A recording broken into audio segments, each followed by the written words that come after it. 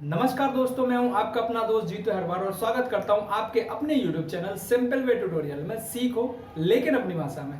दोस्तों, आज के इस वीडियो में मैं आपको बताऊंगा सम के कुछ इंटरेस्टिंग फॉर्मूले, जैसे कि सिंपल सम जो केवल नॉर्मल सम होता है, वो सम इफ किस तरह से आप यूज कर सकते हैं, सम इफ का फॉर्मूला। सम इफ्स जो सम इफ्स का फॉर्मूला होता है उसको आप किस तरह से यूज कर सकते हैं। सम प्रोडक्ट जो सम प्रोडक्ट का फॉर्मूला होता है उसको आप किस तरह से यूज कर सकते हैं। तो जी हाँ दोस्तों, इस वीडियो में ये चारों फॉर्मूले मैं आपको शेयर करूंगा किस तरह से यूज कर सकते हैं और कहां कहां इनको यूज कर सकते हैं। तो इस सारी जानकारी के लिए वीडियो के अंत तक बने रहें। तो चलिए आज की इस वीडियो को शुरू करते हैं।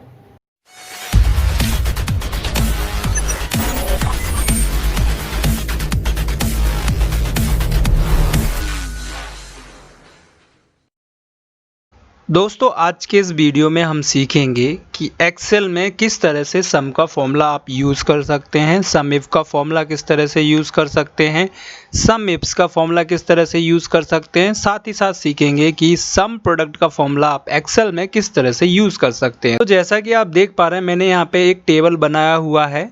इसमें एक सेल में सिटी के नाम है, एक में प्रोडक्ट के, एक में कंपनी का, क्वांटिटी, प्राइस एंड अमाउंट। इस तरह से मैंने इस शीट को बनाया हुआ है। तो अगर मैं नॉर्मली एक्सेल में सम का फॉर्मूला यूज़ करता हूँ तो इस तरह से यूज़ करता हूँ, इक्वल टू सम।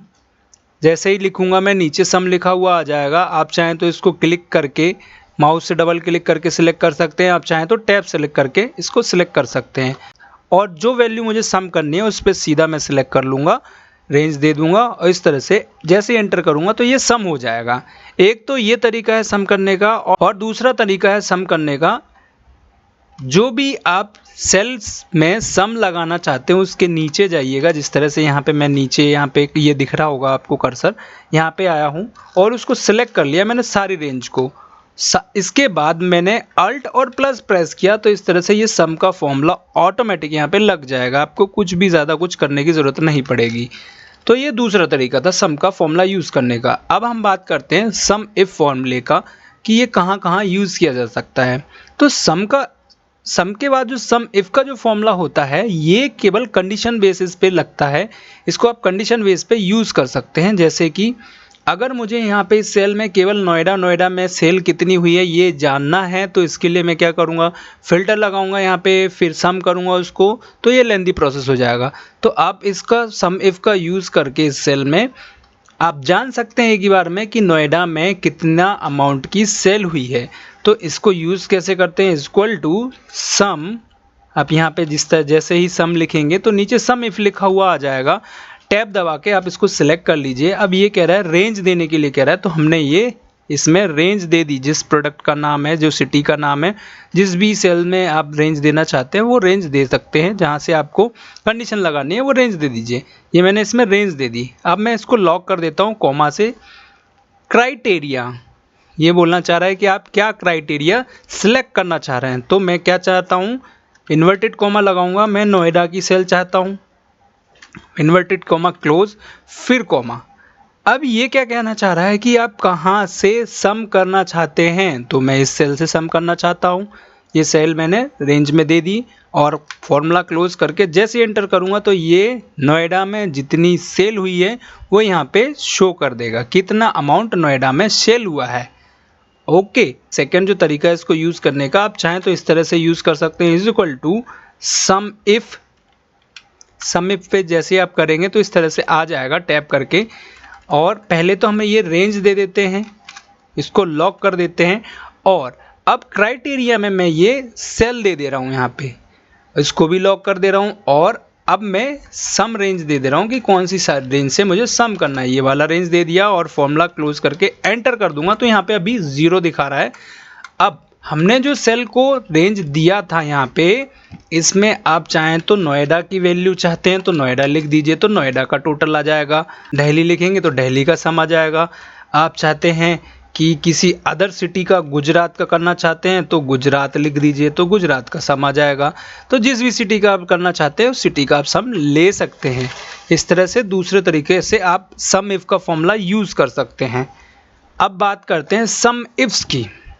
तो जिस तरह से आपने सम इफ का जो फॉर्मूला यूज़ किया था, सम इफ में हमने केवल एक ही कंडीशन दी थी, सिटी की। ओके कि एक ही कंडीशन में यूज़ हुई थी, मैं नोएडा का ही निकाल पा रहा था, दिल्ली का ही सम निकाल पा रहा था या फिर गुजरात का ही सम निकाल पा रहा था। बट अब यदि मुझे नोएडा में कितने बुक बिकी हुई हैं और वो भी साइंस की, तो ये निकालना है तो मैं कैसे निकाल सकता हूँ? तो इसके लिए मुझे सम इफ्स का फॉर्मूला यूज़ करना होता है। इसको किस तरह से यूज़ करते हैं? इसको यूज़ करने के लिए मैं 2 ट्रिक आपको बताऊंगा। पहली ट्रिक जो है वो बहुत ही ईजी ट्रिक में बता देता हूँ।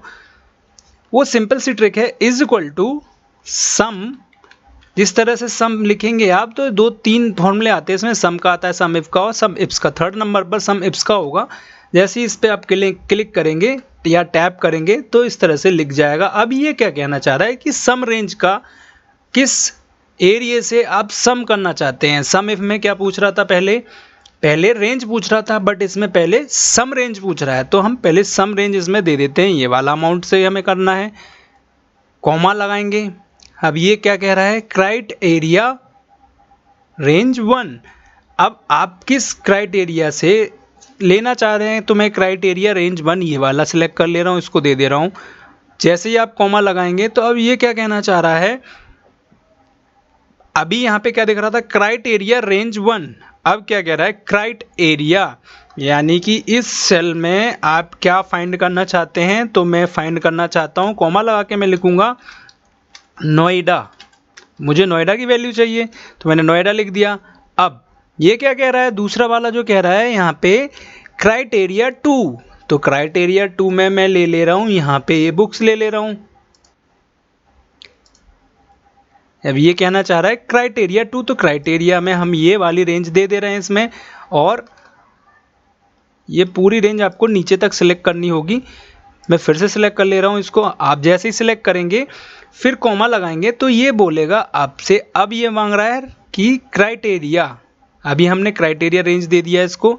अब ये कहना चाह रहा है क्राइटेरिया, पहले हमने फर्स्ट में क्या किया था, सम रेंज दिया, फिर क्राइटेरिया 1 दिया, फिर क्राइटेरिया दिया, अब हमने क्राइटेरिया 2 दिया। अब हम क्राइटेरिया 2 के लिए देंगे।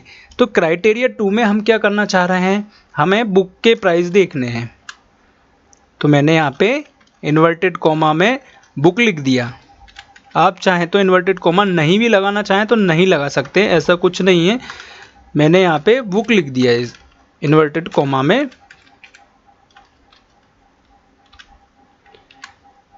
ओके, अब आप चाहें तो और सारी रेंज भी दे सकते हैं कॉमा लगा के, इसी तरह से क्राइटेरिया 3, क्राइटेरिया 4, क्राइटेरिया जितने भी आपको कंडीशन के साथ निकालना है वो आप सारी कंडीशंस अप्लाई कर सकते हैं। अभी हम 2 कंडीशन के साथ दिखा दे रहे हैं।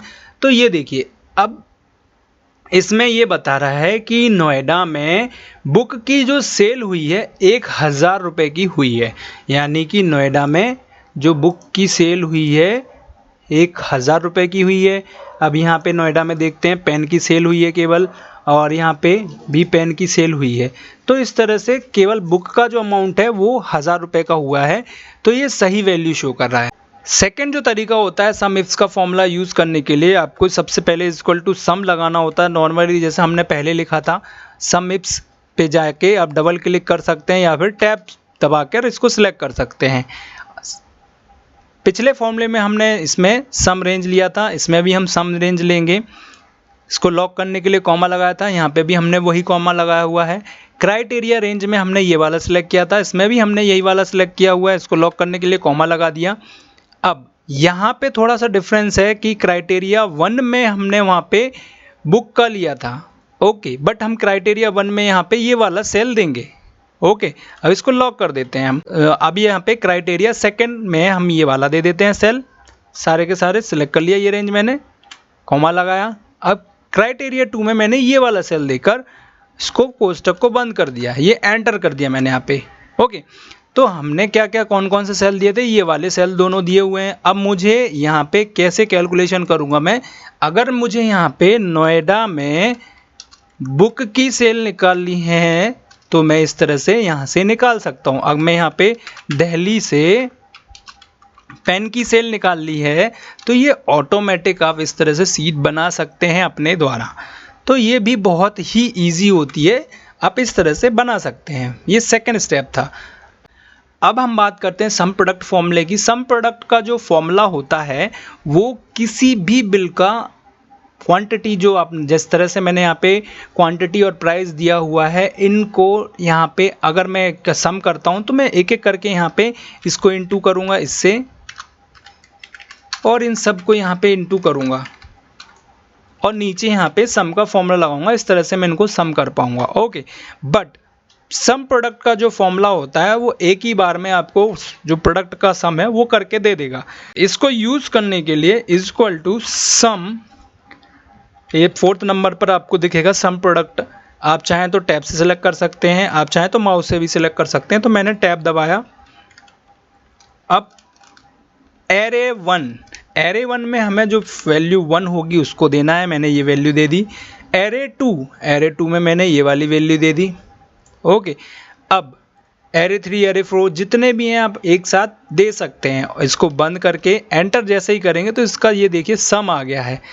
ये जो वैल्यू है और ये जो प्राइस है क्वांटिटी प्राइस का विदाउट कैनी इनटू के, ये यहाँ पे इसने सम शो कर दिया। लेकिन इसके लिए एक शर्त है कि दोनों की रेंज बराबर होनी चाहिए। एरे 1 एरे 2 जितने भी आप एरे सेलेक्ट कर रहे हैं उनकी जो रेंज है वो इक्वल टू होना चाहिए। अगर आप कोई गलत रेंज सेलेक्ट कर देंगे तो ये फॉर्मूला गलत हो जाएगा। तो इसकी जो रेंज होनी चाहिए पूरी बराबर होनी चाहिए, दोनों की रेंज। तो इस तरह से आप प्रोडक्ट का फॉर्मूला यूज़ कर सकते हैं। तो दोस्तों आशा करता हूँ ये वीडियो आपको अच्छा लगा होगा। आज के वीडियो में इतना ही। वीडियो देखने के लिए बहुत बहुत धन्यवाद दोस्तों। वीडियो पसंद आया हो तो वीडियो को लाइक करें, ज़्यादा से ज़्यादा लोगों को शेयर करें और कमेंट करके बताएं वीडियो आपको कैसा लगा। अगर आप इस YouTube चैनल पर नए हैं तो रिक्वेस्ट करूंगा इसको सब्सक्राइब जरूर करें, साथ ही साथ बेल आइकन को प्रेस करना ना भूलें ताकि आपको सबसे पहले हमारा नोटिफिकेशन प्राप्त हो। आज के वीडियो में इतना ही, कल फिर मिलूंगा इंटरेस्टिंग वीडियो के साथ। तब तक के लिए जय हिंद।